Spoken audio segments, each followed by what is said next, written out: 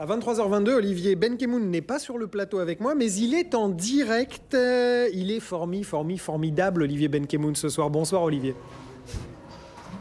Mais c'est vous qui êtes formidable, Thierry Dujon. Je suis à la Comédia, c'est un théâtre qui est au boulevard de Strasbourg. Et figurez-vous que ce soir, on fête la 100e d'une comédie musicale qui a déjà fait un carton au théâtre de Gymnase et qui a été écrite par Laurent Ruquier à la gloire, effectivement, de Charles Aznavour. Ça s'appelle « Je me voyais déjà ». Vous voyez quelques images de ce spectacle, qui est un spectacle chorus où il y a tout un tas de jeunes gens qui reprennent des tubes de Charles Aznavour. Et le grand Charles lui-même était là. Tout à l'heure, avant le spectacle, et je lui ai demandé quel était son premier souvenir lorsqu'il avait vu la première fois son nom en haut de l'affiche. Et à l'époque, ça m'a fait quelque chose.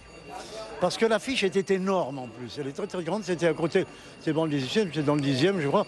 C'était à côté du Moulin Rouge. Il y avait un panneau, mais de plusieurs étages. Et là, il y avait mon portrait.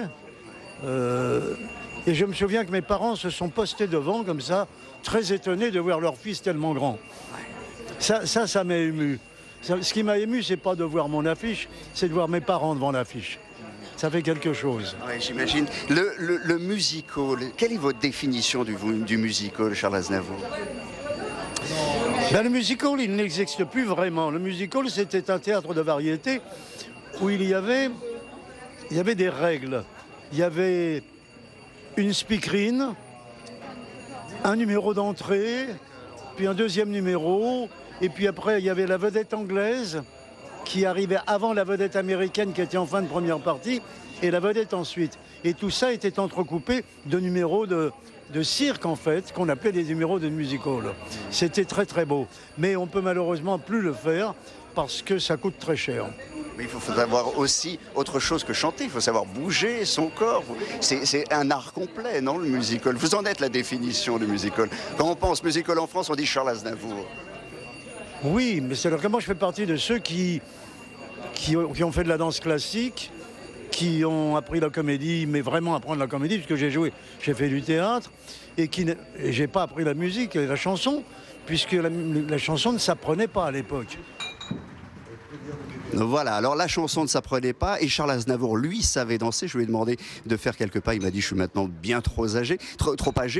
Alors, en tout cas, il y avait tout un tas de parterres d'invités et de personnalités à qui on a demandé, avec Didier Hébert, de nous chanter un tout petit peu de Charles Aznavour. Je me voyais déjà.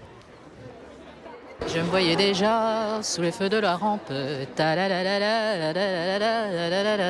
J'habite seule avec maman dans un très vieil appartement.